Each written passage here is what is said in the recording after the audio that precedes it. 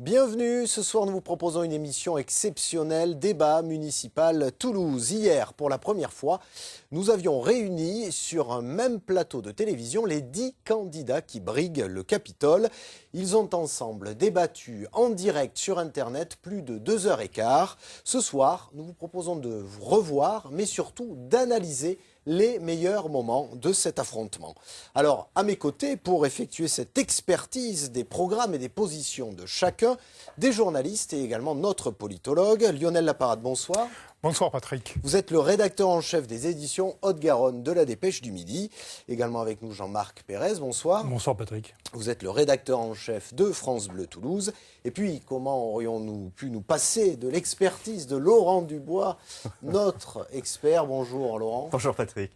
Alors avant de débuter, messieurs, je vous propose tout d'abord de jeter un coup d'œil à notre sondage que nous avions fait paraître le 25 février et voir un peu les forces en présence et ce que donnent exactement les chiffres. Alors au premier tour, selon ce sondage, Jean-Luc Moudenc arrivera en tête avec 37% des voix, Pierre Cohen serait derrière avec 36%, Antoine Maurice d'Europe Écologie Les Verts, 7%, Serge Larose pour le FN, 6%, Jean-Christophe Célin et Christine Dever à 4%.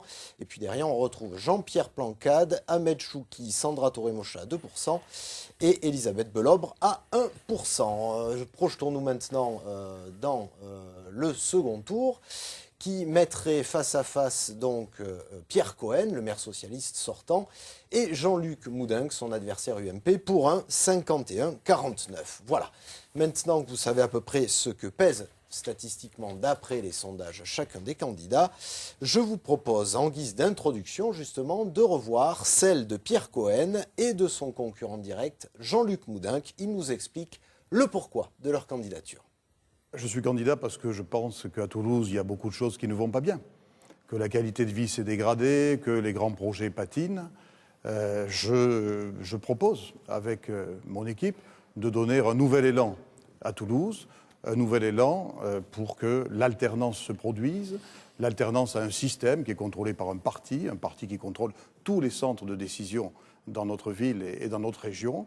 Et pour cela, avec mon équipe, eh bien, je veux mettre au service de Toulouse et des Toulousains mon expérience, ma compétence, mes idées et puis mon amour de Toulouse. Il y a 6 ans, j'ai engagé la transformation de Toulouse.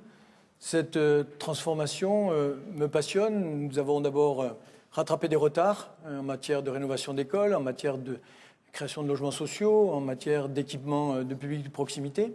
Nous avons aussi réussi enfin à avoir un plan de déplacement pour la ville de Toulouse, mais son agglomération et l'aire urbaine. Nous avons aussi créé un vrai projet urbain, une vraie visibilité pour les prochaines années avec un certain nombre de chantiers qui démontrent à la fois nos valeurs, mais aussi nos ambitions. Et enfin, nous avons su mettre Toulouse et son agglomération au rang des métropoles.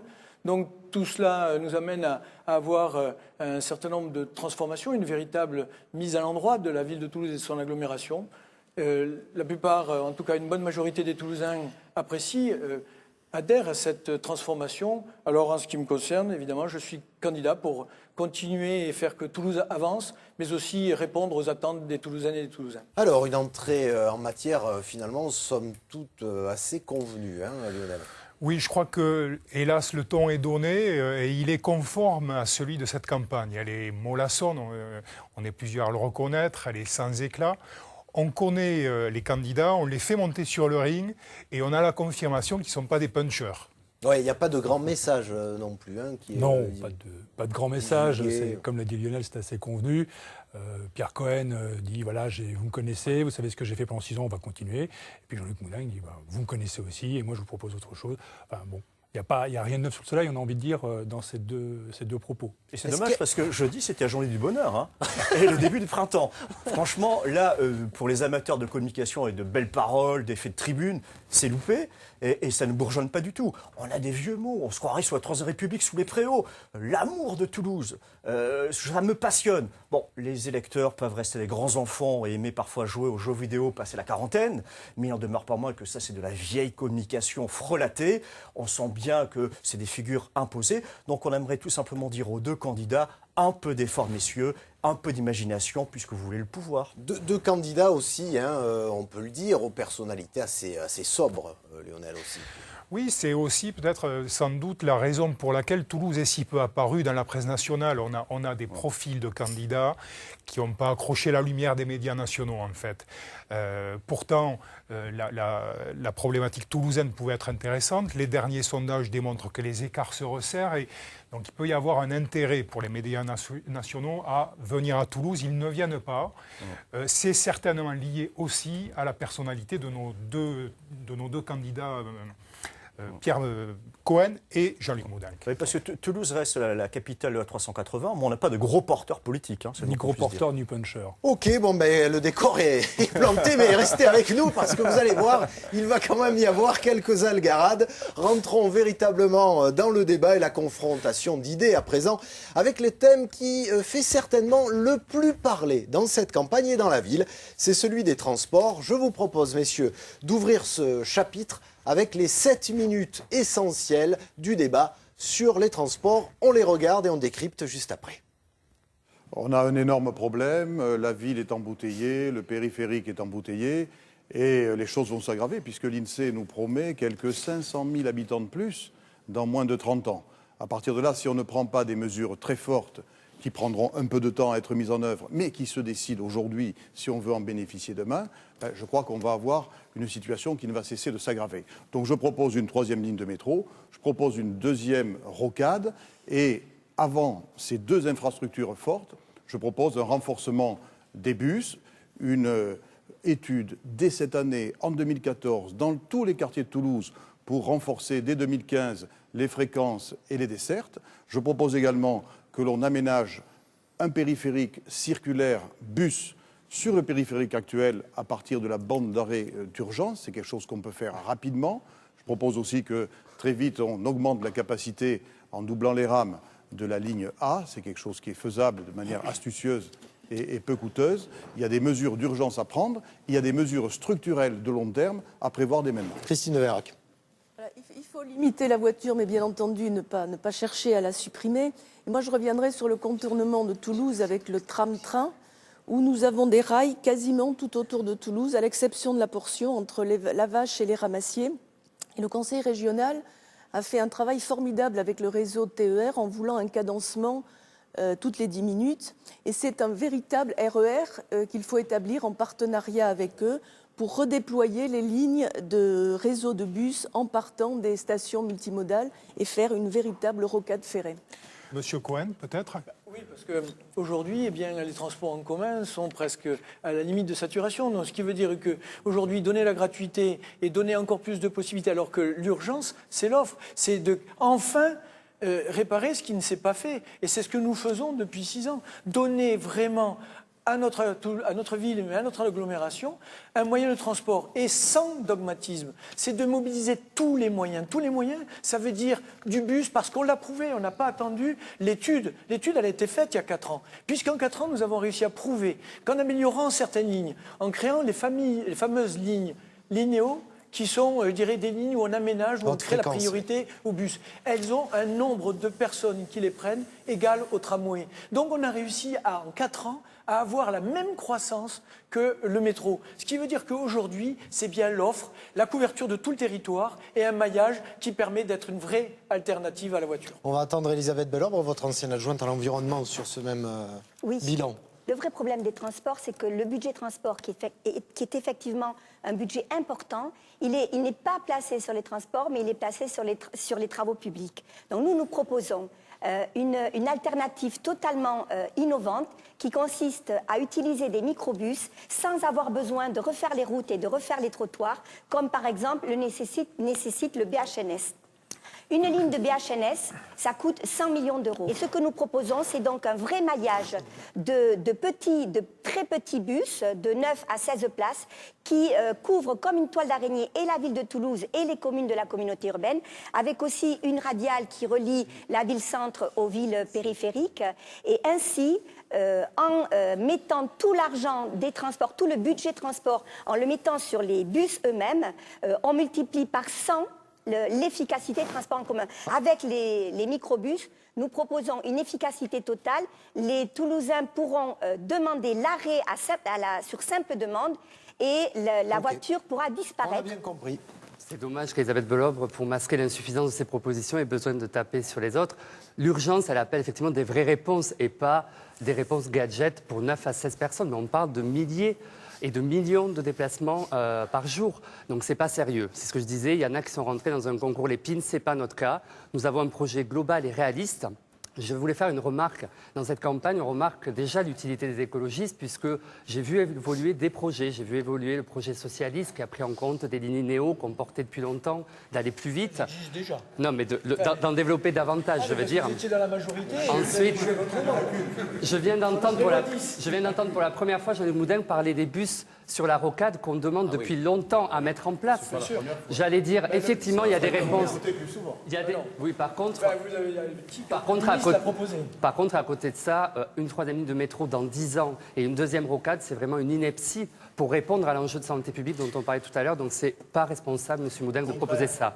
Donc, oui, il y a des réponses globales. Il faut toutes les réponses. 20 km de l'agglomération. Et donc, comme vous voyez qu'on fait déjà avancer les idées, pour les concrétiser, il faudra un poids important des écologistes demain. Vous avez souvent épinglé le projet de M. Blanquade, le Skytrain. Monsieur Blanquade, quelques mots sur ce projet-là, s'il vous plaît. Le projet de navette aérienne automatique.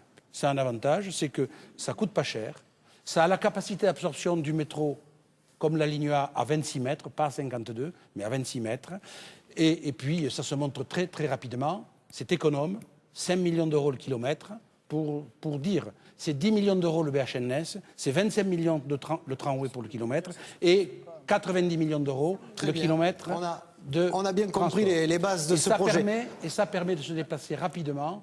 Et notre objectif, c'est d'enlever à peu près 100 000 déplacements sur la rocade et les ramener aux entrées et sorties des lignes de métro. On n'a pas encore entendu Serge Larose sur le chapitre des transports. Taper sur l'automobile, comme je le vois partout, c'est mauvais. L'automobile, c'est fantastique comme instrument. Imaginez tous une vie sans votre automobile. N'est-ce pas? Vous seriez privé de beaucoup de choses. Je crois qu'il faut faire cohabiter, bien entendu, harmonieusement, l'automobile, le vélo, le deux roues, le tram, le métro, le bus, etc. Alors, un candidat qui vous dirait « votez pour moi et demain, il n'y a plus d'embouteillage, il n'y a plus de bouchons, il n'y a plus de problème de parking ». Évidemment, ce n'est pas possible. Je ne vais pas charger M. Cohen. Mais la situation a empiré à Toulouse. Il n'a rien fait pour améliorer la circulation automobile. Elle a empiré. Suppression de 4000 emplacements de parking, 70 km de voies. Et il pense continuer avec le BHNS, avec le tout-tram qui prend beaucoup de surface qui aurait été réservée aux automobiles. On va laisser répondre Jean-Christophe Célin qui veut parler depuis un moment. On a un peu caricaturé notre position sur la gratuité comme si elle s'opposait à la multiplication de l'offre publique de transport. Les deux doivent aller ensemble. Mais le gouvernement, une fois n'est pas coutume, vient de nous donner raison en disant que la gratuité, c'est bon pour la santé. Donc si c'est bon pendant 3 jours, ça doit être bon le reste de l'année. Attendez, deuxièmement, donc c'est une question sociale parce que la gratuité, c'est un mécanisme de redistribution. Les travailleurs vont créer la richesse dans l'entreprise et en plus, ils payent pour aller créer cette richesse. Donc nous sommes contre la double peine, donc pour la gratuité. Et c'est aussi une question écologique. Et il faut les deux. Il faut certainement rajouter 500 millions d'euros en plus dans le PDU sur les infrastructures nouvelles. Et là, il faudra que l'État se mette la main à la poche au lieu de se désengager continuellement comme la politique de François Hollande le prévoit. Alors là, Jean-Marc, citoyens comme les 10 candidats, tout le monde est d'accord. Niveau transport, ça va très mal à Toulouse. Oui, il faut dire que le constat est difficile à éviter, que ce soit sur le périphérique ou que ce soit dans les transports aux heures de pointe. Tout le monde est d'accord pour dire que c'est saturé. Donc le constat fait l'unanimité ou presque, à part Serge Larose qui voudrait encore mettre un peu plus de voitures peut-être. Après, c'est sur les solutions. Chacun y est allé de son petit cadeau, de sa proposition phare, la 3e ligne de métro, le Skytrain, les microbus. Enfin bon... en évitant de s'engager quand même trop sur le chiffrage de chacun des projets, parce que là, c'est peut-être un peu plus compliqué, notamment pour c'est le vrai sujet. Il n'y a pas eu d'embouteillage. Ils n'ont pas roulé pare-choc contre pare-choc. Chacun est resté au volant, déclinant sa feuille de route. Tu as parfaitement raison. La question, c'est le financement. On sait qu'on a des élections qui se déroulent dans un climat budgétaire très contraint. Les gros investissements, ça en coût. On a peur qu'on tombe toujours dans le vieux schéma. parole, parole, parole, hein, le syndrome Dalida. Et puis lorsqu'on arrivera après les élections, au moment où il faudra sortir le portefeuille, on dira désolé, on ne peut pas. Donc il y a peut-être un manque de réalisme et un manque tout simplement de sérieux. Il y a une phrase à retenir, c'est celle de Pierre Cohen qui dit l'urgence c'est l'offre, mais finalement dans cette partie de l'émission, il a un peu de mal, Lionel, à finalement tirer le bilan de ce qu'il a fait dans les transports. C'est pas forcément très lisible. J'allais y venir, c'est à la fois il ne fait pas un véritable bilan de son action, et puis il ne fait pas vraiment non plus de propositions. Et c'était l'occasion, il était sur le plateau, il aurait pu parler en effet de son projet de mise à 52 voies des quais du métro, il n'en parle pas. Il avait là une occasion également d'expliquer enfin devant les Toulousains le tram, son projet de tram, la prolongation du tram jusqu'au palais de justice. Qu'est-ce qu'il compte faire derrière? Il aurait pu parler de la prolongation de la ligne, le long du canal jusqu'à Matabio. C'était là une véritable tribune. Et il ne saisit pas cette occasion, c'est tout à fait surprenant. Ni même sur les projets qui sont déjà engagés, comme le tram en vol qui va aller à Blagnac ou la prolongation vers la Beige de la ligne B du métro. En fait, on a l'impression que dans une sorte de syndrome magasin Ikea, hein, vous allez parfois à Ikea, publicité gratuite, hein, oui, bien Patrick, sûr. hein. Vous savez, on est obligé de passer devant tous les articles, on passe de la laiterie à la salle de bain, on sort du magasin, on a tout vu et rien vu. Donc là, on a des candidats qui nous ont sorti un peu leur boîte à outils. Alors, c'est toujours bien. Mais on aimerait quelque chose un peu plus structurant, un peu plus appétissant. Hein, parce qu'on a des candidats qui sont inquiets pour la participation. Mais la participation, ça n'a rien de miraculeux. Quand on va au restaurant et qu'on voit un menu qui est fade, on ne se met pas à table. Donc, la première responsabilité des candidats lors d'une campagne, c'est justement de mettre sur la table des choses et de faire un petit peu phosphorer et de se creuser les neurones. Et puis, il n'y a pas eu véritablement d'affrontement sur des idées assez clivantes. Hein, parce que la deuxième rocade, la troisième ligne de métro que proposait Cohen ou Moudingue, pardon, et d'un autre côté, par exemple, la gratuité des transports, ça c'est des choses qui auraient pu amener de l'opposition, il n'y en a pas tellement eu. Voilà, moi je vais vous dire, Patrick, j'aurais été Pierre Cohen, j'aurais attendu Jean-Luc Moudingue au coin du bois sur la troisième ligne de métro, en lui disant, Monsieur Moudingue, imaginons que vous soyez élu, vous allez lancer votre troisième ligne de métro, est-ce que vous dites aux Toulousains, pendant 15 ans, on ne fait rien, mais dans 15 ans, ça ira mieux. Oui, parce que c'est un peu ça, quand même, le projet troisième ligne de métro. Oui, parce que c'est toujours ce problème. On a l'impression que ce sont des personnalités qui sont face à face, mais pas comme en duel au western où on finit par dégainer, mais qui sont face à face pour laisser chacun dérouler sa parole et éviter de croiser le fer. Ça va avoir des limites. Hein. À partir du second tour, alors est-ce qu'il faut attendre jusque-là? On aura forcément là un choc, une sorte de confrontation. Il n'y a pas de prise de risque de personne, parce que effectivement, comme je le disais tout à l'heure, l'écart se réduisant, chacun a peur de faire la faute. Donc on reste sur ces acquis. Il y a aussi les sondages donnant des positions assez figées, un écart très limite entre les deux tours. Personne ne bouge. Le premier qui a bougé a perdu. En fait, on est dans une campagne qui est le contraire du judo. Le judo, c'est on utilise la force de l'adversaire, on la retourne contre lui, on le met au sol. Là, c'est pas le judo, c'est plutôt le tai chi chuan. Vous savez, le tai chi chuan, c'est les gens qui font de grands gestes dans les jardins publics. Ils boxent avec eux-mêmes dans le vide. Donc là, il y a quand même un problème, c'est que le sortant veut éviter de s'exposer. Celui qui veut re-rentrer, Jean-Luc Moudingue, a du mal à structurer un petit peu le débat. Et ce qu'on pouvait attendre légitimement en tant qu'électeur, téléspectateur, citoyen et même en tant que journaliste, c'est tout simplement qu'il y ait une structuration dans la dernière ligne droite où on se dise voilà ce qui va faire le cœur, le corps de cette campagne. On attend toujours, il nous reste 4 jours, on va être optimiste, on va se dire on va peut-être se réveiller, mais j'ai l'impression qu'ils consomment trop de Temesta et pas assez de vitamine C. On attendait aussi, Europe Écologie Les Verts finalement, sur cette déclinaison des transports, et Antoine Maurice est lui aussi un peu resté sur la réserve, pas la réserve de carburant évidemment. Oui, un petit peu, mais c'est un petit peu tout le problème, la problématique de la campagne des Verts, c'est qu'ils ont voulu exister par eux-mêmes, sans toutefois, parce qu'ils ont quand même fait partie de cette majorité pendant 6 ans, aller au clash ou à la confrontation directe avec Pierre Cohen, notamment sur un sujet qui leur appartient en propre. Hein. Mais ils n'osent pas, parce qu'ils savent aussi, il ne faut pas insulter l'avenir, que demain, ils seront peut-être aussi avec Pierre Cohen encore. Et puis, peut-être une remarque cynique. Alors, on est un peu dur, là. On a l'impression qu'on dit que tout va mal. Bon, je vais rajouter une couche. C'est mon mauvais esprit. Il y a peut-être aussi un problème de casting. Antoine Maurice n'est pas forcément le candidat qui a le plus de muscles sous le costume. Avait-il envie d'y aller? Voilà. Avait-il envie d'y aller? Voilà. Donc là aussi, une élection, c'est des idées, mais c'est aussi des personnes. Surtout une élection municipale. Donc on a aussi tout simplement peut-être une affiche qui ne correspond pas à ce qu'on peut attendre de la 4e ville de France. Il faut rappeler, Laurent, que pour conclure sur ce chapitre, que la décision de l'autonomie pour les Verts s'est décidée en Assemblée générale de militants par 70 militants. Ouais, c'est court. C'est court. Et c'est malheureusement classique, c'est qu'on le plus compliqué pour un candidat municipal, c'est souvent d'avoir l'étiquette, d'être investi dans son parti. Mais l'élection au sein d'un parti, c'est une affaire de relations plus ou moins compliquées, parfois de copinage, parfois d'influence, parfois on achète un peu les voix. Donc c'est pas la meilleure solution pour dégager véritablement un casting qui soit vraiment stimulant. Allez, forcément plus de clivage, forcément plus d'affrontements sur la deuxième thématique qui arrive, celle de la sécurité. Alors il y a toujours les outils purs et simples, hein. La police municipale et la police nationale, les caméras de vidéosurveillance pour les uns, vidéoprotection pour les autres, et puis les méthodes dites plus sociales, ce qu'on appelle le grand concept du vivre ensemble. On regarde comment chacun des candidats se positionne sur tout cela et on en débat juste après. Je pense que la société est plus violente. Elle est devenue source de violence dans l'intraconjugal, elle est devenue source de violence dans les rapports entre les hommes dans n'importe quel lieu de société, dans l'espace public. Et il est vrai qu'il y a une montée de la violence et on ne peut pas nier qu'il y a aussi des armes, qu'il y a une montée de la drogue, qu'il y a vraiment un phénomène de prostitution. Mais aujourd'hui, ce qui est important, c'est de montrer qu'il n'y a pas que le discours, en tout cas en ce qui me concerne.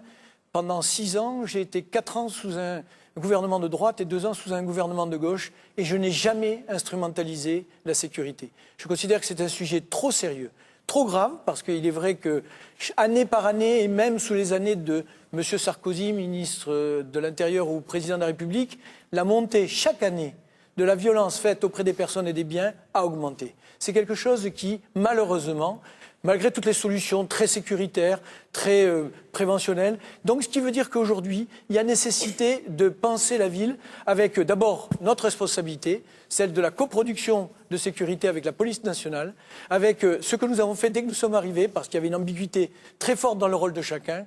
Et enfin, j'aurai l'occasion de dire un certain nombre de messages et aussi la façon dont on peut renforcer. Mais soyons sérieux, n'instrumentalisons pas la sécurité, c'est trop important et trop grave. Il faut engager la mairie sur ce terrain-là, qui n'est pas facile, de la lutte contre l'insécurité, contre les incivilités, contre la montée des atteintes à la tranquillité publique. Il faut renforcer la coopération entre police nationale et police municipale. Elles n'ont pas le même métier, elles doivent être spécialisées. Pour ce qui se passe aux ISAR, pour tout ce qui est trafic d'armes, trafic de drogue, réseau de proxénétisme, on sait bien que ce n'est pas de la compétence municipale. C'est le rôle de l'État et de sa police. Simplement, si la police est occupée par des choses que devrait faire la mairie sur le domaine public communal, elle ne peut pas se consacrer à ce qui est le cœur de son métier. Et donc je suis partisan et je propose aux Toulousains que la mairie, qui est aujourd'hui tragiquement aux abonnés absents sur ces questions-là, se réinvestisse sur ces questions de police de proximité, sur la tenue de l'espace public municipal, de manière à ce que la police nationale, elle, se concentre sur les grands enjeux de la criminalité, des cambriolages, des bandes organisées, qui bien évidemment ne relèvent pas de la compétence municipale. Mais il faut d'abord affirmer cette volonté de s'investir sur l'espace public municipal. Oui, il faut que chacun soit dans son rôle, entre les prérogatives locales et les prérogatives nationales. Il s'agit d'élire un maire et pas un shérif avec une bande de cow-boys. Donc la question de la police municipale, la question de la vidéoprotection, parce que la droite parle de vidéoprotection. Depuis quand les caméras protègent les gens? Elles descendent de leur socle avec leurs petites pattes, avec un bouclier, elles vont taper sur les méchants voleurs. Non, ça n'existe pas. C'est du virtuel. Oui, mais on ne vit pas avec des statistiques, Monsieur Moudin. On vit avec des réalités. Je les donnerai. Et la réalité de la question de l'insécurité, ça a été rappelé par un certain nombre d'interlocuteurs, c'est d'abord l'insécurité sociale. Donc, une mairie, par la présence de la puissance publique, doit assurer la sécurité sociale par la présence de l'offre de transport public près de chez soi, qui sécurise les gens, l'offre de crèche, l'offre d'école publique, l'offre d'équipements collectifs, l'offre de culture, l'éclairage public, le retour de la police nationale de proximité. Manuel Valls, qui donne des grands coups de menton à longueur de journée contre des pauvres gens qu'il expulse à 6 heures du matin, ne fait rien pour rétablir la police nationale de proximité en nombre, en qualité et en formation. Rappelez-vous, il y a 20 ans, il y a 30 ans, il y avait des îlotiers dans les quartiers qui connaissaient la population, qui connaissaient les jeunes. Il faut aussi le retour des concierges dans les bars HLM ou des concierges dans les écoles et les bâtiments publics. Voilà un puissant facteur de lutte contre ce sentiment d'insécurité et facteur de lien social aussi. J'acquiesçais bizarrement à ce que disait Jean-Christophe Célin, parce que je pense qu'il faut vraiment remettre la police de proximité. Elle est indispensable. Et donc il vous arrive d'être d'accord, donc.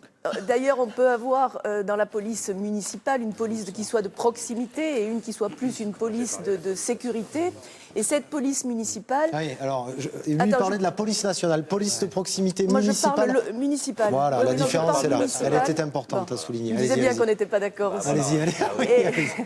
Et j'ai proposé la création de mairies d'arrondissement et j'ai proposé qu'il y ait des antennes de la police municipale et qui fassent de l'îlotage dans les différents secteurs auprès de la population. Il y a ensuite les caméras de vidéosurveillance, protection, enfin peu importe. Moi, je ne suis pas pour quadriller partout comme ils le font en Angleterre, mais j'ai vu l'exemple de l'Allemagne où ils sont dans des zones ciblées et où ils ont des résultats assez probants. Et enfin, je voudrais dire qu'il y a des quartiers qui ne vivent plus. Moi, je crains qu'il y ait un problème un jour ou l'autre, qui ne vivent plus à cause de la prostitution. Et j'avais proposé, dès cet été, que le maire puisse prendre des arrêtés anti-prostitution dans ces quartiers-là. Je constate que tout le monde est d'accord qu'il existe beaucoup d'insécurité. Monsieur Moudinck montrait hier le fait que Toulouse était la plus mauvaise ville de France à égalité dans le classement des villes de sécurité. Voilà. Alors, l'insécurité est partout, les écoles, la rue, les maisons, les boutiques, les cités. Et puis, elle va de la petite délinquance, les tags, jusqu'à l'énorme délinquance, règlement de compte à la Kalachnikov, viol, assassinat, etc., etc. Bon, alors je crois que si on veut soigner, il faut commencer par faire un diagnostic. Comment en est-on arrivé là ? Eh bien, les gouvernements qui gouvernent la France depuis 40 ans, qui sont représentés par M. Moudinck pour l'UMP et par M. Cohen pour le Parti socialiste, ces gens-là ont cassé toutes les barrières qui protégeaient les honnêtes gens. Ils ont supprimé la perpétuité, la Cour de sûreté de l'État, l'inculpation, la légitime défense. Et maintenant, avec Mme Taubira, on va supprimer la prison pour ceux qui en ont pris pour moins de 5 ans. Remarquez, on la comprend, elle a un fils en prison, elle veut qu'il sorte. Bon, ça se comprend. C'est une bonne maman. Voilà. Alors, vous m'avez posé la question, faut-il multiplier les policiers ? Oui, mais les policiers, monsieur, vous pouvez mettre un policier... Vous pouvez mettre un policier... Oui, c'est le Front National, je suis du Front National. Je suis du Front National.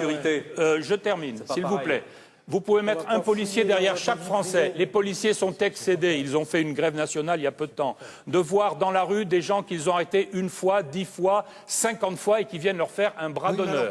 Voilà. Alors avec cette justice laxiste installée par les gouvernements depuis 40 ans, il y a peu d'espoir de restaurer la situation. Je crois qu'on voit là effectivement que M. Larose, n'ayant aucune proposition, continue à agiter des peurs, parler de bouc émissaire. Donc c'est pas sérieux et ça ne permet pas effectivement de répondre à une vraie préoccupation, la tranquillité.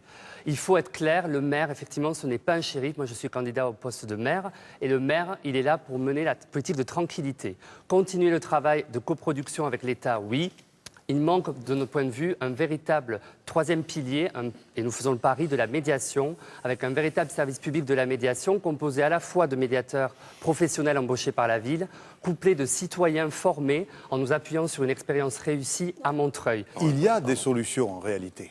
Je propose le doublement des effectifs de la police municipale, je propose la généralisation de la vidéoprotection, je propose le retour des patrouilles de nuit que le candidat gouvernemental, M. Cohen, a supprimé. Je propose la création de brigades d'intervention rapide. Je propose également un nouveau plan de prévention avec un rapprochement entre les équipes d'animateurs de la ville, les équipes d'éducateurs du Conseil général. Je propose de remettre l'éclairage public à Toulouse et je crois que l'ensemble de ces mesures, avec une transformation de l'Office de la tranquillité en quelque chose d'efficace qui garantit une intervention de terrain quand on téléphone, eh bien tout cela amènera un mieux au service des Toulousains parce que le rôle du maire sur le domaine public municipal, c'est de garantir la quiétude et la sérénité qui n'existe plus à Toulouse depuis plusieurs années. Je ne peux pas laisser dire les propos de M. Moudinck. La police municipale était entièrement dans le centre-ville quand nous sommes arrivés. Nous l'avons sectorisée, elle couvre tous les territoires. Deuxièmement, ce qu'il veut faire, il veut recréer de la confusion. Il veut faire des brigades d'intervention. C'est-à-dire que ce qui existe dans la police nationale, oui, mais il veut faire la même chose que la police nationale, qui est un vrai métier. Les brigades d'intervention, ce n'est pas simplement de l'intervention pour la poudre aux yeux. C'est réellement un vrai métier et ça s'appelle la BAC. Et c'est la police nationale. Brigade anticriminalité. Confusion. Voilà. Plus les systèmes de vidéosurveillance et les systèmes d'alarme, ainsi de suite, sont sophistiqués, plus ce sont les violences aux personnes qui augmentent. Pour répondre à la technologie, exactement. c'est une hausse Donc de la aujourd'hui, violence, si on part dans la voie de la vidéosurveillance, ça va déplacer le problème d'une zone à l'autre et ça va rendre les agressions de plus en plus violentes. Bon. Moi, j'entends aujourd'hui, il faut que la République passe partout. OK, mais il faut que la République passe partout, mais dans tous les sens du terme. Quand on va chercher du travail et qu'il y a des discriminations, quand il y a la discrimination institutionnelle, quand il y a des problèmes de logement, tout ça assis. Quand on parle de République, il faut que la République soit partout, présente dans tous les sens et toutes les dimensions de la vie. Ce que je voulais aussi dire, c'est qu'aujourd'hui, effectivement, la police, il faut qu'elle fasse son travail. Effectivement, il faut qu'elle fasse son travail, mais on ne peut pas se reposer que sur cette réponse-là. Il faut, comme certains ont dit ici, de la vie dans les différents quartiers. Quand moi je constate qu'au Mirail, près de 80 000 habitants, il n'y a pas une maison de quartier, et ensuite on vient me dire il n'y a pas de lieu de vie, les seniors ne font pas leur travail, j'ai envie de pleurer pratiquement, j'ai envie de pleurer. Moi, je suis pour la tolérance zéro. Voilà. Et le républicain et laïque que je suis, il est pour la tolérance zéro, qui s'appuie sur 3 choses. La prévention, c'est-à-dire du personnel, des gens dans les quartiers, on a parlé des îlotiers. Sociaux. Voilà, exactement. Et il en faut, parce que c'est la présence humaine qui va apaiser, mais la sanction, parce que quand on franchit la ligne, on doit être sanctionné. Et le 3e pilier, c'est la main tendue. Parce que quelqu'un qui se trompe, on doit aussi pouvoir lui tendre la main. Mais il faut être intraitable là-dessus. Et intraitable aussi sur le fait qu'il ne peut pas y avoir de sous-quartier, ni de sous-toulousains. On est quartier, on est toulousain, qu'on habite le Mirail, les Isards ou place du Capitole. Sur le vivre ensemble, rapidement. Sur le vivre ensemble, moi je le règle par la proximité. C'est-à-dire je veux qu'il y ait remettre en place les mairies de quartier, avec des équipes d'ouvriers d'entretien de la voie publique, avec des équipes de police municipale et des animateurs pour recréer le lien social et avec beaucoup de culture et de sport, parce que c'est l'activité qui remettra du lien social entre tout le monde. Mais il faut sortir les voleurs de cette ville. Parler de l'insécurité sans parler de l'immigration, ça me parlait d'un aveuglement total. C'est Monsieur Valls qui a parlé des mafias venant de l'Est, responsables de nombreux cambriolages, des Roms responsables de beaucoup de trafic. Tout à fait. Et puis enfin, on n'a pas parlé du recrutement à Toulouse de djihadistes, c'est pas fait par des moines bénédictins. L'immigration et l'insécurité, bon, on nous l'a ressassé depuis je ne sais pas combien d'années. Aujourd'hui, on parle pas que aussi... Il faut qu'on parle aussi de la classe politique qui aujourd'hui, avec les affaires Sarkozy, les affaires Cahuzac, toutes celles qui sortent, les affaires Dassault et ainsi de suite, ça, c'est aussi une insécurité. On maltraite la démocratie, on maltraite les citoyens. Donc ça aussi, il faut prendre le problème à bras-le-corps. On ne peut pas toujours viser les catégories sociales les plus faibles. Alors, autant sur les transports, on était sur la boîte à idées, avec des lignes politiques plus ou moins fluctuantes. Là, on est retombé dans les dogmatismes droite-gauche, avec notamment, Lionel, un Serge Larose plutôt old school, quand même, plutôt Jean-Marie que Marine. Oui, absolument. Là, c'est un fossile du Front National. On entend sa rhétorique, c'est du Jean-Marie dans le texte, et il anéantit tout le travail de dédiabolisation qu'a entrepris Marine Le Pen sur ce parti-là. Les références à l'immigration dès lors qu'on parle de délinquance, des attaques ad nominem contre des membres du gouvernement. Bon, Larose est le candidat du faute de mieux à Toulouse. Marine Le Pen a retardé jusqu'au dernier moment son investiture en espérant qu'apparaisse un profil, disons, plus conforme à l'image qu'elle tente de donner aujourd'hui de son parti. Ce profil-là n'est pas apparu. Elle s'est résolue à investir Larose. Voilà le résultat. Le rose est une épine. La rose est une épine pour le Front National. Car effectivement, une élection locale reste une élection locale. La nationaliser, c'est une erreur tactique. Et Serge Larose manque justement de ce bon sens qui serait de dire je vais parler aux Toulousains de Toulouse. Donc il sort des sortes de grands totems médiatiques, le Rhum, etc. C'est le cas sur les autres départements ou préfectures qu'on a traitées en débat. Le candidat Front National a souvent des mesures nationales. Comme le dit Lionel, un Front National qui a un problème de ressources humaines. Il manque tout simplement de nouveaux visages et surtout de nouveaux cerveaux qui ne soient pas toujours avec le même logiciel en tête. Petite réaction par rapport à l'échange Pierre Cohen et Jean-Luc Moudenc. Là, on a du bon. C'est-à-dire qu'ils débattent, c'est clair, c'est concis. c'est parlant pour les électeurs. Et ce que disait Lionel pendant qu'on diffusait le sujet, c'est du bon Pierre Cohen. Parce qu'on a tous connu en 2008 un Pierre Cohen un peu bafouilleux, un peu filandreux, un peu incompréhensible. Là, on sent qu'il a gagné en maturité, en maîtrise de sa communication. Et Jean-Luc Moudenc, lui, il fait tout simplement du Jean-Luc Moudenc. Il rappelle les leitmotifs de droite, il parle son électorat. Vous partagez cette analyse, hein, Jean-Marc? Oui, il n'y a pas de surprise là non plus. Alors le constat, tous les candidats sont à peu près d'accord pour voter en tout. Je pense qu'il y a la lutte contre la grande délinquance qui relève des services de l'État, police, gendarmerie. Oui, on dit qu'il y a plus de violence, voilà. Mais finalement, c'est peut-être à la police nationale de le régler. On travaillera avec l'État, mais de toute façon, c'est pas à nous de le régler. Et après, effectivement, dès qu'on tombe sur les compétences municipales, police municipale, vidéosurveillance, etc., les vieilles recettes ressortent, traitement plutôt social, on va dire, du côté de la gauche, avec de la médiation, la présence des quartiers, et puis Jean-Christophe Célin qui parle de fermer une école, c'est ouvrir une prison ou l'inverse, je ne sais plus exactement. Et puis du côté, on va dire, de droite, où on est sur un traitement plus sécurisant, avec plus de policiers, plus de caméras sur le terrain. Pour faire quoi exactement, c'est pas trop non plus. Et Antoine Maurice qui nous parle, lui, plutôt d'objectif tranquillité que sécurité. Oui, et puis on a l'impression que c'est un peu comme à la Chandeleur, il faut faire des crêpes. C'est-à-dire qu'ils ne peuvent pas ne pas parler de la sécurité. Oui. Mais la question qu'on peut se poser, c'est comment c'est perçu par les téléspectateurs et lecteurs. Parce qu'on n'a pas l'impression que ce soit très, très éloquent, très convaincant. On est sur des choses assez classiques. Le discours de Pierre Cohen, c'est celui qui est Jean-Pierre Avrin, son adjoint à la sécurité.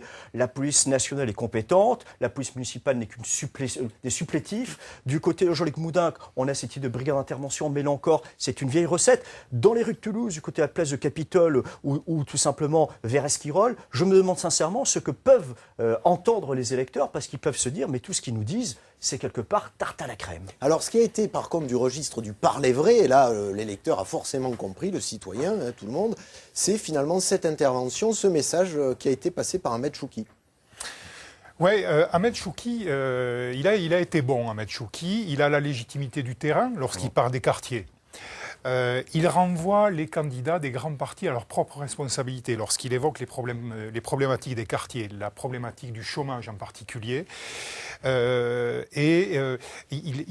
effet, il porte cette parole des quartiers et pour interpeller, en fait sa candidature c'est celle-là, c'est une candidature de témoignage aussi, il est venu interpeller les grands candidats sur la souffrance des quartiers qui débouche entre autres sur des problèmes de violence notamment. Mais et on sent... Vas-y, Laurent. Non, mais le problème, c'est qu'effectivement, on sent qu'il est porte-parole, porte-voix. Parfois, on peut porte-faim, parce qu'il est un peu menaçant, y compris à l'égard de Pierre Cohen, en lui rappelant qu'il a oublié les quartiers. Mais qu'est-ce qu'il va devenir, hein? On sait très bien qu'il c'est une candidature témoignage. C'est beau, le témoignage. Mais ensuite, qu'est-ce qui va se passer pour le second tour? C'est prématuré, mais quand même, on sent qu'il est dans une posture qui frise peut-être l'imposture. C'est-à-dire que j'interpelle, je porte une parole vraie, avec d'ailleurs quelque chose d'assez touchant. Son manque de maîtrise de la communication le rend attachant presque. Mais qu'est-ce que ça va devenir à partir du moment où il va falloir tomber dans le grand bain politique, où là, c'est les alliances, c'est combien je pèse dans les urnes. Donc, quelque part, Ahmed Chouki, c'est un peu comme dans le Cluedo, c'est le colonel Moutarde. Il a pris son chandelier pour taper sur la tête des grands partis. Mais est-ce que véritablement, on va pouvoir révéler l'énigme qu'il y a derrière lui? Ce qui est sûr, c'est qu'il n'est pas tombé dans la provoque, finalement, du Front National, hein, Jean-Marc. Non, il l'a fait avec intelligence, il a réagi, on a remarqué qu'il a évacué, on va dire, ce débat qu'essayait d'introduire Serge Larose en assimilant immigration et délinquance. Bon, voilà, le discours, comme disait tout à l'heure Lionel, c'est un discours qu'il a entendu depuis maintenant 40 ans, rabâché par le Front National et singulièrement par le disque éraillé, tout à fait. Donc, bon, il est au-dessus de ça, Ahmed Chouki, il a été intelligent sur cette affaire-là, et puis il a envoyé globalement toute la classe politique, qu'elle soit au pouvoir ou pas, en disant attendez, balayez d'abord de votre porte et après on verra. Et ça fait du bien, parce que justement ça rappelle que la politique c'est pas que des chiffres, des comptes, des bilans, c'est des valeurs. Ça a mis un peu d'âme dans le débat, de rappeler qu'on n'est pas juste là autour de cette table et dimanche dans l'isoloir pour trancher des questions de pure comptabilité publique. Ce rappel des fondamentaux, du vivre ensemble, des valeurs d'une cité, c'est quand même bien. Donc rien que pour ça, Ahmed Chouki a toute sa place dans ce scrutin. Mais on a quand même l'impression aussi qu'il y a des outils, des armes qui sont restées au placard pendant 6 ans, en l'occurrence on parle des îlotiers, de la police de proximité. Finalement, là encore, on a l'impression de ressasser, Lionel. Oui, on ressort les vieilles recettes parce que finalement, bon, dans une ville, la question de la sécurité, de la délinquance, de la tranquillité, comment elle se règle, elle ne se décrète pas. C'est une alchimie assez compliquée entre, en effet, des moyens sur le terrain, des moyens de policiers, des moyens de vidéosurveillance, et puis c'est aussi cet aspect de la prévention On a beaucoup parlé des médiateurs. On en a beaucoup parlé et on a assisté. Ils étaient à peu près tous d'accord là-dessus. Ouais, on a assisté à l'occasion de ce débat d'ailleurs à une approche assez classique de la question de la tranquillité et de la sécurité, avec une gauche qui met l'accent sur la prévention, sur l'approche sociale, une droite qui est plus sur l'aspect répressif. Sachant qu'il n'y a aucune solution miracle, et ça tout le monde le sait. Ce que dit Lionel est très important. L'ordre public, ce n'est pas qu'une science technique. Petit rappel historique, on a inventé le judo sur l'île d'Okinawa lors de l'invention japonaise. On a piqué les armes aux Japonais, ils ont inventé le moyen de se défendre avec leurs mains. Ce n'est pas une réglementation en interdisant les armes ou autres, c'est un travail beaucoup plus de fond. Et sur ce coup, M. Célin a raison, c'est une question d'éducation, de prévention et de climat général. Merci Laurent, vous êtes très japonisant ce soir, beaucoup de références au judo. Mais je ne me sens pas bridé pour autant. Oui, c'est pas mal. Alors, prix des loyers ou des terrains, visage plus global de la ville, c'est-à-dire là la donnée urbanistique, ouvrant à présent le troisième dossier de ce débat, celui du logement. Là encore, les candidats ont sorti leur boîte à idées. Vous allez voir que dans ce domaine, notamment urbanistique, les options choisies dépassent finalement les lignes politiques. On écoute les propositions de chacun et juste après, on les analyse, on les déconstruit même. Il faut lutter contre l'étalement urbain. Il faut aussi préserver le foncier agricole fertile pour développer des politiques alimentaires et d'agriculture. Donc oui, il faut une densification. Mais la densification, ça n'est pas forcément des tours de 10 étages. D'abord, nous sommes pour un rééquilibrage de la population à l'échelle régionale, ne pas concentrer tout l'accueil de population sur la seule métropole toulousaine. Mais ensuite, il faut quand même et bien sûr densifier, mais ça peut se faire à échelle humaine, en privilégiant d'abord le renouvellement urbain. Donc pas forcément toujours détruire pour rebâtir, garder le bâti ancien, garder l'identité de chaque quartier, prévoir aussi des espaces publics, des places, des rues, des espaces verts qui permettent une qualité de vie. C'est possible d'ailleurs à Toulouse quand on compare les chalets et le Mirail, c'est les chalets qui sont beaucoup plus denses, donc ce n'est pas forcément synonyme de moindre qualité de vie. Et un enjeu aussi important, c'est autour, par exemple, de Matabio, qui pour nous sera un des projets urbains majeurs des prochains mandats. Nous avions fait un rêve en 2008, c'était retrouver le canal du Midi avec une voie verte. Nous proposons aux Toulousains de prendre un tram d'avance et d'engager ce projet dès le début, parce que derrière, ça va permettre de construire ce projet de la gare Port-Matabio, qui peut être pour nous un exemple justement de la mutation urbaine vers la transition écologique et montrer qu'on peut avoir peut-être plus de population, mais aussi plus d'espaces de nature, le lien de l'eau avec les quartiers, bref, bien vivre et mieux vivre à Toulouse. Qui que ce soit, une fois les élections passées, il y aura une obligation de révision du plan local d'urbanisme intercommunal, donc à l'échelle de la communauté urbaine, c'est la loi, donc ça sera obligatoire. Nous sortons d'une révision, nous avons vu que les habitants étaient extrêmement intéressés. Alors évidemment, il y a ceux qui défendent leur précaré, mais il y a une leur jardin surtout. Oui, ou leur jardin, ou leur fond de jardin, enfin, en fonction de... Mais il y a une chose évidente, c'est qu'il y a une vraie mobilisation sur la qualité. Parce que la densification, c'est obligatoire. Aujourd'hui, c'est plus idéologique. Quand vous avez toutes les tendances politiques confondues qui se retrouvent sur le schéma de cohérence territoriale, tout le monde sait que c'est une hérésie de continuer à aller au fil de l'eau, de construire à 80 km, alors ne serait-ce que pour le défi climatique, mais aussi ne serait-ce que parce qu'on n'a plus les moyens de faire une adéquation entre les services. Donc c'est une qualité, et la proposition que nous faisons dans notre projet, elle n'est pas conjoncturelle, c'est qu'après avoir lancé une fabrique où on a mis beaucoup de monde autour de la table pour le projet urbain d'agglomération, eh bien c'est de créer une fabrique par quartier où l'ensemble des habitants pourront travailler sur le devenir de leur quartier parce qu'ils ont quelque chose à dire sur la qualité urbaine de leur environnement. Sur la question de l'urbanisme, il faut évidemment un urbanisme maîtrisé. Pourquoi il faut un urbanisme maîtrisé, une densification maîtrisée? Tout simplement parce qu'il y a 5 fois moins d'habitants qu'à Paris pour une ville qui est un tout petit peu plus grande en superficie que la ville de Paris. Donc on doit répondre aux milliers de gens qui arrivent chaque année et faire en sorte de pouvoir les loger dans de bonnes conditions. Mais ça nécessite donc une maîtrise qui est liée à la question de quel type d'urbanisme et quel type d'équipement on fait. Donc cette question de l'urbanisme est liée à la question de la démocratie. C'est-à-dire qu'il faut demander l'avis aux gens. Et moi, j'ai fait beaucoup le tour là, pendant la campagne électorale, notamment sur le quartier des Pradettes, où on avait un projet complètement délirant là, qui devait être fait sur l'ancien tri postal, sans lien avec les habitants, sans discussion sur les équipements collectifs, avec un enclavement complet sur la question des transports. Donc il faut faire revenir la question démocratique pour demander quels sont les besoins qualitatifs pour répondre à la population au plus près des préoccupations quotidiennes, notamment en matière de services publics et d'équipements. Écoutez, moi je trouve le terme de densification extrêmement effrayant pour le citoyen, pas de nature à le faire adhérer à une politique d'urbanisme quelle qu'elle soit. Je pense qu'il faut faire la densité, mais la densité modérée et nuancée, c'est-à-dire on ne fait pas la même densité dans tous les quartiers. Je plaide pour le respect des quartiers qui ont une identité, qu'on respecte cette identité, l'identité des quartiers pavillonnaires en particulier, ce qui veut dire qu'il faut savoir limiter les hauteurs en plein d'endroits. Je suis partisan aussi d'introduire dans la politique d'urbanisme et donc dans le futur plan local d'urbanisme PLU la notion de patrimoine, en faire une notion fondatrice du document et de la politique d'urbanisme elle-même. Également de réanimer les cœurs de quartier et surtout de réanimer le dialogue qui n'a pas marché ces derniers temps entre la collectivité et les citoyens, ce qui passe par rediscuter certains projets à Montaudran, au Grand Selve, Paléficat, au CEAT, dans pas mal d'endroits, dans pas mal de quartiers à Toulouse, les choses ne se sont pas bien passées. Il faut donc en rediscuter après l'élection municipale. L'urbanisme, c'est l'art d'aménager l'espace public, on est bien d'accord. On a beaucoup parlé des quartiers sensibles ou difficiles. Moi, je voudrais aussi parler des quartiers traditionnels, parce que Toulouse est un assemblage de quartiers. Vous avez Saint-Cyprien, vous avez Bonnefoy, vous avez les Minimes, etc. Et effectivement, beaucoup d'argent est mis dans d'autres quartiers. Moi, je pense qu'il y a une priorité pour ces quartiers où souvent les immeubles sont délabrés. Et puis, il faut cesser de les défigurer. Le problème pour payer les loyers, c'est tout simplement le pouvoir d'achat. Et donc, il faut absolument augmenter de façon significative les salaires, les pensions et les allocations. Ensuite, les Bouygues, Eiffage, Vinci et compagnie font des profits.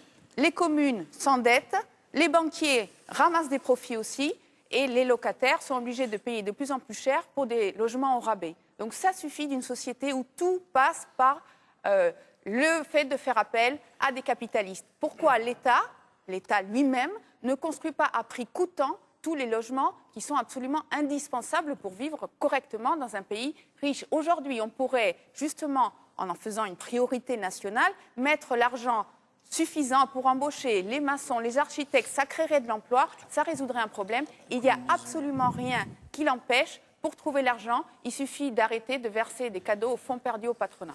Voilà. Alors, quand on parle urbanisme, on est souvent sur plan. Et le plan ressemble pas forcément à la réalité. On n'arrive pas forcément à s'en faire une idée. Là, c'est un peu compliqué. On n'arrive même pas à lire le plan. Oui, là, on n'arrive peut-être même pas à lire. Quand on entend le discours, ça casse pas la baraque, le discours hyper techno de Pierre Cohen qui retombe dans ses pires travers, on peut dire, où là, on ne comprend plus rien, parce qu'il parle du PLU, du SCOT, d'établissements publics fonciers. Enfin, je pense que le grand public est largué, là, c'est le cas de le dire.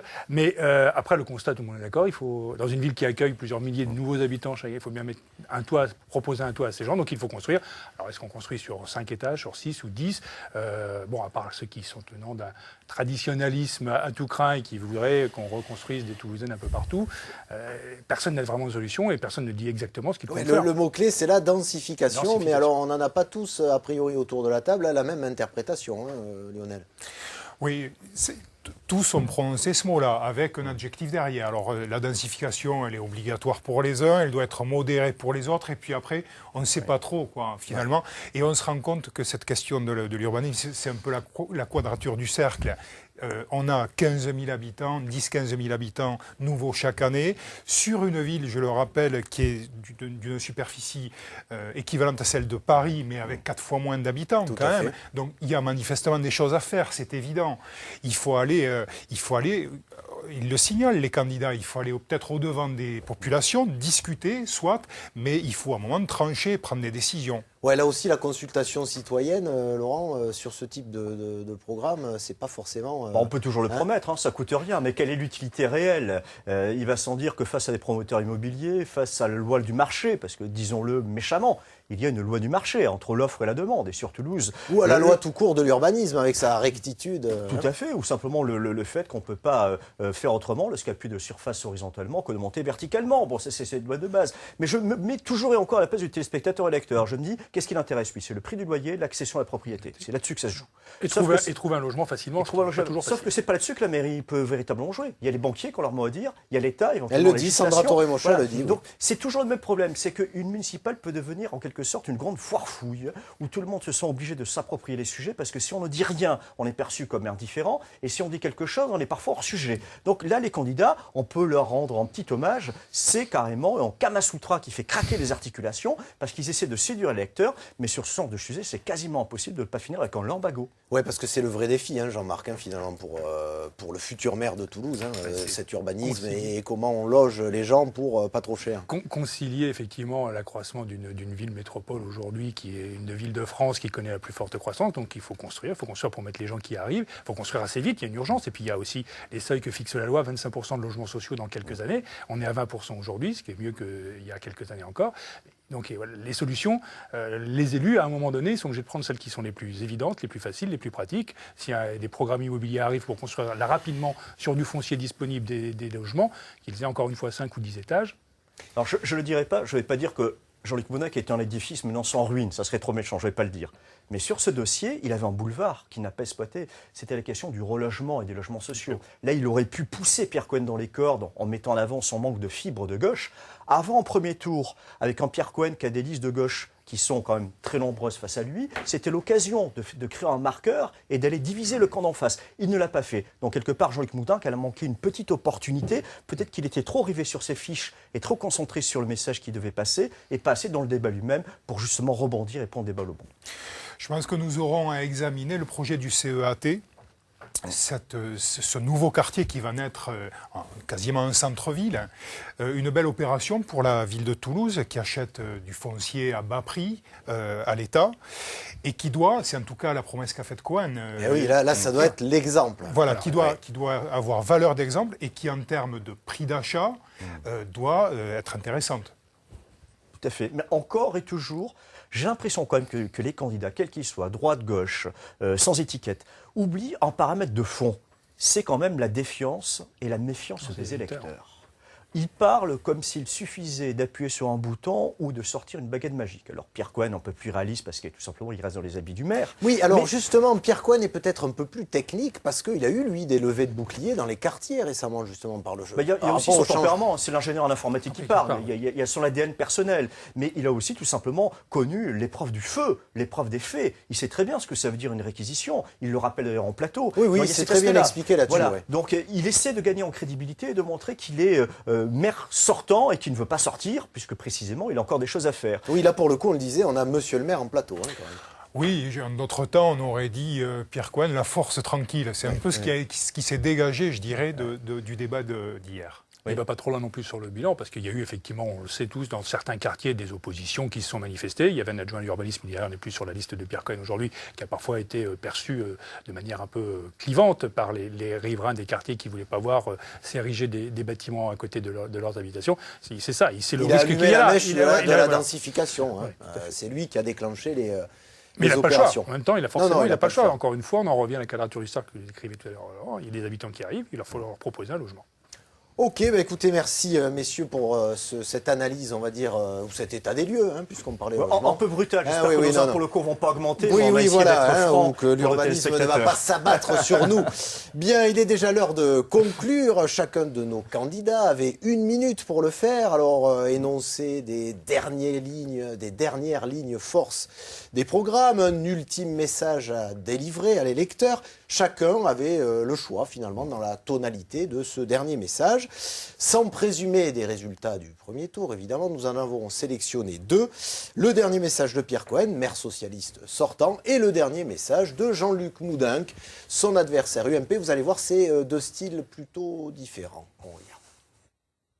La liste que je présente rassemble à la fois des personnes de progrès, de gauche, des occitanistes, des écologistes, et donc il y a nécessité d'être au rendez-vous des valeurs. Donc je demande évidemment aux Toulousains de venir. Nous avons tenu nos engagements et donc nous pouvons repasser un pacte avec les Toulousains. Pour les 6 ans, nous faisons des propositions qui nous amènent à relever les grands défis. Les défis de l'économie et de l'emploi, malheureusement souvent peu évoqué alors que c'est certainement une des priorités. Le défi de la transition écologique, avec en particulier une responsabilité que nous avons en termes de transition énergétique. Mais c'est aussi la façon dont on a parlé du vivre ensemble. Aujourd'hui, il n'y a pas de grandes déclarations, c'est aussi de montrer comment on recrée un tissu social, comment on recrée un espace public où les gens se retrouvent, créer un véritable lien, se respecter, se reconnaître. Donc certains font des promesses. En ce qui me concerne, je prends des engagements pour pour répondre évidemment aux défis de Toulouse, mais surtout aux attentes des Toulousains. Mes chers concitoyens, je vous propose un nouvel élan pour Toulouse. Bâtissons la métropole de demain au service de l'emploi, des entreprises, de l'économie, avec les chercheurs, avec les universités, avec la culture, avec de grands projets, la 2e rocade, la 3e ligne de métro, avec aussi les berges de la Garonne réaménagées, l'île du Ramier, le canal du Midi. Et puis, améliorons tout de suite votre vie quotidienne. Davantage de sécurité, de propreté, d'éclairage public, de réactivité de la collectivité, les maires de quartier rétablis à votre service, davantage de vert dans la ville, un urbanisme à visage et à taille davantage humaine. Pour tout cela, je vous présente une équipe nouvelle, une équipe renouvelée très largement, une équipe rajeunie, une équipe rassemblée, une équipe ouverte à la société civile dans des proportions qu'aucune autre grande ville de France ne connaît, 50%. Alors, avec ce projet, avec cette équipe, j'ai besoin de votre confiance. Créons la dynamique dès dimanche soir pour l'emporter le tour d'après. Ah, on vous avait prévenu, pas le même style finalement, pas le même choix pour conclure, Jean-Marc. Non, pas le même choix, mais ça ressemble étonnamment au début de l'émission et donc à l'introduction du débat et puis de la campagne qu'on a vécue. C'est convenu, c'est attendu dans la manière, sur le fond et sur la forme, de l'un comme de l'autre. Très old school du côté de Jean-Luc Moudenc, à côté, je vous parle au fond des yeux, vous les Toulousains qui m'écoutez. Déclaration officielle, oui. Voilà, et puis Pierre Cohen sur j'ai un bon bilan, donc il n'y a aucune raison de ne pas continuer. Avec quand même un petit bémol, c'est que Pierre Cohen a dit quelque chose d'essentiel, appel à la participation. Oui. Alors il n'a pas prononcé le mot, c'est pas venez voter. C'est attention, n'oubliez pas, il y a rendez-vous. C'est vrai que c'est un des enjeux majeurs de ce scrutin pour Pierre Cohen. Savoir si le peuple de gauche va se mobiliser. La ville rose est rose au sens où elle a le cœur plutôt socialiste, mais il n'en demeure pas moins qu'on a un gouvernement en place, très impopulaire, un gouvernement qui est quand même composé de Pierre Cohen. Il a d'ailleurs appelé le candidat gouvernemental. Ça s'appelle le coup de pied dans le tibia en sport, ou simplement le crampon qu'on essuie sur le crâne. Voilà. Mais il y a effectivement cet enjeu. Pierre Cohen le sait. Par rapport à cette pré-campagne, à cette campagne qui se termine, il y avait 2 enjeux. La hauteur du Front National, puisque le Front National haut, c'était Jean-Luc Moudenc handicapé, et deuxièmement, la participation à gauche. Donc pour le moment, c'est vraiment l'appel du pied de Pierre Cohen. Et du côté de Jean-Luc Moudenc, ce côté face caméra, un peu comme dans certains, vous savez, séries brésiliennes où on sait qu'il y a certains plans qui vont finir par arriver. Là, ça sent la com, quoi. Ça sent le Japon, le Brésil. Voilà. Quel tour du monde. Tant qu'à faire, on va faire un tour de la planète. Quelle référence culturelle. Comment ces 2 conclusions, comment vous les avez perçues, vous, Lionel Pierre Cohen, qui rappelle comment est constituée sa liste. Il se positionne comme le candidat de la gauche. Il n'a pas oublié qu'au premier tour, on rassemble son camp. Donc, il signale également qu'il y a des écologistes dans sa liste.